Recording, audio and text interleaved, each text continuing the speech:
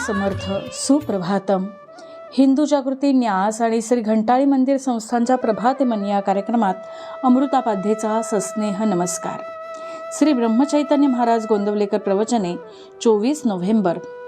उत्कट भावनेनी भगवंताची उपासना करावी. विस्तव माहीत नसला तरी तो हाताला चुकूनही लागला तरी हात भाजतो, किंवा हा परीस आहे हे माहीत नसूनही लोखंडाचा घण त्यावर मारला तर त्याचे सोने व्हायचे राहत नाही. त्याप्रमाणे ज्ञानाशिवाय नुसते भक्तीने जरी भगवंताकडे गेले तरी काम होते, परंतु दुसऱ्या विषयांची आसक्ती जोवर आपल्याला सुटत नाही तोवर मनापासून भगवत भक्ती होत नाही. जिथे उत्कट भावना आहे तिथे सगुण मूर्तीला मनुष्यधर्म प्राप्त होतील. उपासक देहाला विसरला की उपास्य मूर्तीमध्ये त्याला जिवंतपणा अनुभवायला येऊ लागेल. शिवाय जे इतर लोक थोडे तन्मय झाले आहेत त्यांना देखील हे अनुभवता येईल. परंतु उपासकाची किंवा भक्ताची भावना नेहमी तितकी उत्कट राहीलच असा नेम नाही. म्हणून अशा उपासकाला मूर्तीमधल्या चैतन्याचा अनुभव येऊन देखील पारमार्थिक दृष्ट्या फायदा होईलच असे निश्चित नाही. एका मुलाने काही खोडी केली म्हणून शेजारच्या बाईने त्याला एक चापट मारली. त्याबरोबर त्या मुलाने मोठे भोकाड पसरले आणि त्या बाईला शिव्या दिल्या. ते ऐकून त्याची आई बाहेर आली आणि तिने त्याला चांगलाच झोडपला. परंतु आईच्या हातचा इतका मार खाऊन सुद्धा तो मुलगा फार ओरडला नाही आणि त्याने आईला उलट शिव्या पण दिल्या नाहीत.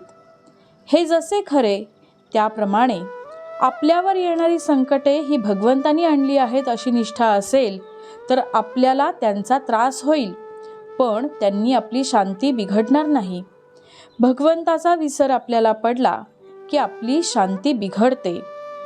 ज्या दातांनी सिंह मोठाले प्राणी मारतो त्याच दातांनी तो आपल्या पिलांना इजा न करता उचलतो, हे लक्षात असू द्यावे.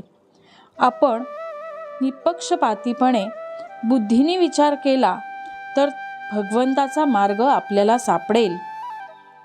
भगवंत हा सर्वांना साध्य आहे, फक्त काही न करणाऱ्याला तो साध्य नाही. आपल्याला जेवढे समजले आहे तेवढे आपण आधी करावे, मग पुढील माहिती आपोआप मिळते. त्यामध्ये समाधान असावे.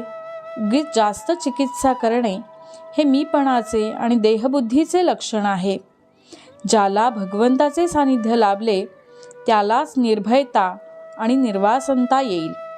प्रत्येक माणसाला आधार लागतो, पण आपण अपूर्णाचा आधार धरल्यामुळे आपल्याला निर्भयता येत नाही. यासाठी भगवंताचा आधार धरावा, बुद्धीने निश्चय करावा आणि मन भगवंताकडे लावावे की इंद्रिये तिकडे बळजबरीने जातीलच. राम उपाधिरहित आणि त्याचे नामही उपाधिरहित आहे.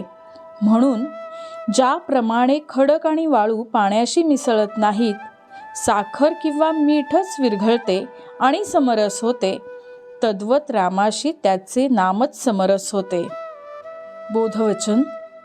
सर्व सृष्टी रामरूप दिसणे हेच भक्तीचे फळ आहे. मंडळी, रामरायाचे आणि श्री घंटाळी देवीचे शुभाशीर्वाद तुमच्या सर्व कुटुंबावर अक्षुण्य राहोत ही प्रार्थना. जानकी जीवन स्मरण. जय जय राम.